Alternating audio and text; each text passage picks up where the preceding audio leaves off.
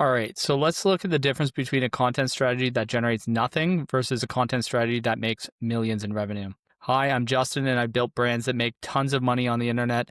I'm here to show you the difference between the ones that succeed and the ones that fail. Okay, so let's start with one that succeeds. This is a client that we worked for many years ago. They're called Single Key. Started growing the brand with paid performance, doing tests, paying for ads. But as we know, you can't always just pay for your ads. You need to get any startup I've ever worked with has to have some kind of organic content coming through either SEO, social, that kind of serves as the base for traffic generation on a website. If you don't have that base, it's kind of like having a cake with just a lot of icing. Yes, it's great, the icing's sweet, but it's going to give you a headache after a while. That's my metaphor for paying only on paid ads and not content. You need to have that nice cake base of content to really make sure that you have a healthy website that is you're not constantly paying for traffic. Anyways, crazy stupid analogy that I always use.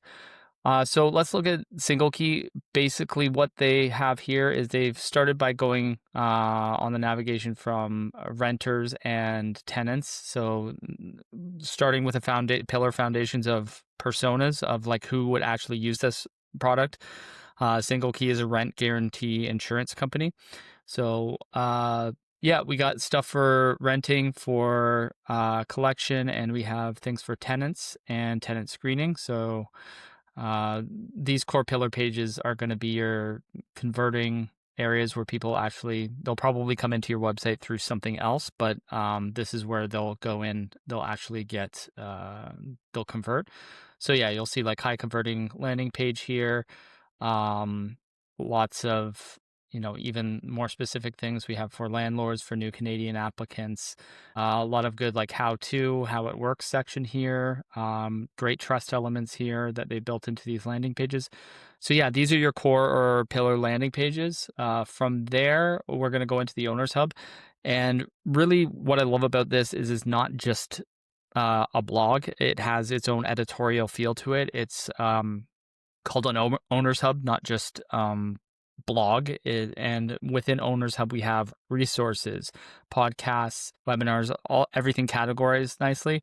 But what I really like here is Single Key Magazine. So you click through onto Single Key Magazine, and from here you have a blog page that doesn't just have articles. This is a really important section down on here, the editorial team. This really gives validity to any kind of blog or resource section that you're having. So when people are searching problem solution things, they're going to see that, there's contributing people, there's experts in the field that have contributed to building this knowledge base, right? So let's just click into one of these things. What is a good credit score? We're going to click on this. Now let's talk a little bit about this blog layout. This blog layout is really good, and we use this on a lot of our websites at my agency. We have the categories, when it was published, and you notice that this published date is probably updated often. They're probably refreshing this content a lot. We have the key takeaways, which gives you that TLDR. You can kind of read the summary before you actually go into the article. We have back to the authorship, how important that is. Who is it written by? And they have a nice verified by button as well here. But you can actually click into that person's portfolio, see links to their social so that it's not just some AI generated avatar. Let's go into the article itself. Again, I don't really know too much about credit scores. Well, actually I do, but not interested right now on this video. Really detailed. We're looking at like a 2,500 word maybe article, 1,500 word article, good bullet points. If you go through some of their other sections on their blog, you're going to have things like visualizations, images. This really shows that it's not completely AI generated. If you can put in examples, research articles, that from that point that one of those verified authors has come in and published something here. So that's another great thing. There's a million things I could say about this page layout for a blog post. The other thing is this table of contents here. So very good user experience for skimming through the article and finding very quickly what you want to do. Why this is also great as well is the search engines love it when a user actually interacts with a page. So the second somebody clicks on here and starts interacting, Google is going to say, hey, somebody is actually going to this, not bouncing off it, and they're getting something from it. So that's great as well. And probably one of the most important things is actually getting this thing to rank and get traffic to it. So what you'll see is there's tons of different articles that are related to this. This is what's called a content cluster. So what this does is it shows that this is part of a series about, greatest fears in property management, what's a good credit score, and all these other topics that are part of this cluster. So obviously, when they planned this, they've went through, they said, okay, what are the core things that our target persona really needs and cares about? And then they're building clusters of content that when they submit that to the search engine, it's not just, hey, here's a page, here's another page. It's like dropping an encyclopedia onto Google and saying, hey, we did all this work, this research, please index this. It's going to be very valuable to the people that are having this problem, right?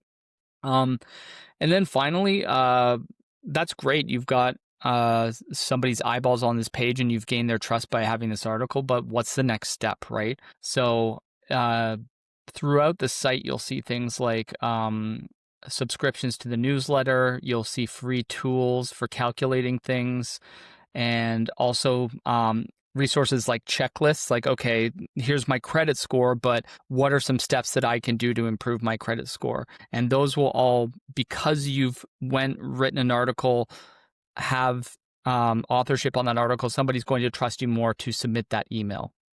And as we know, submitting emails is really one of the two conversion points that you can get on the internet. You can either get somebody's credit card number, in which case that you need to have a product to sell them, or if you don't have that, then the next best thing that you want to get is their email address. So again, great work from Single Key on this. One thing that I would say could be improved more in this content strategy is actually having video incorporated to this. So this template here, I would probably put a video in here that summarizes everything in the article. Now, I wouldn't do this with every single article in the content cluster, but maybe if you have, like, this is a 25 article content cluster, maybe you have summaries for each one of these things. So of these 25, maybe I do one or 5 videos that kind of summarize these things. That's great because you're really capitalizing not just on Google as a search platform. You're also getting platforms like YouTube, YouTube is actually the second largest search engine, and you can cut those clips up and then turn them into reels for Instagram, TikTok, anything like that. So that's just another thing that I would add to this strategy to really maximize the reach, to be not just blog, SEO, Google, and move it into more distribution for social marketing as well. That's one of my favorite examples, a startup that we've worked with. They went from, I believe, 2 million in annual revenue to well past 4 million. And none of that's really possible without any content on your website. If you do not have content on your website, you are not seen as an authority. And unless you are a huge brand that's spending tons and tons of money on advertising, you're not going to be a household name. So what's the alternative? The alternative is to build editorial content and to position yourself as an authority in that problem area. Okay. And that's it for today. So if you guys have any questions about building a content strategy, go to productive.agency. We have tons of templates on building your content strategy, workshopping your content strategy, and also planning out keywords or keyword topics and ways to produce them. We are updating quite a bit of these templates to focus more on AI-based search, which is very much emerging and taking a lot of traffic. But at the time right now, the fundamentals still apply for that as well. So hopefully you can get some good use out of those templates. All right, that's good. Thanks a lot. And yeah, subscribe if you find any of this stuff useful, and we'll be posting more stuff in the coming weeks.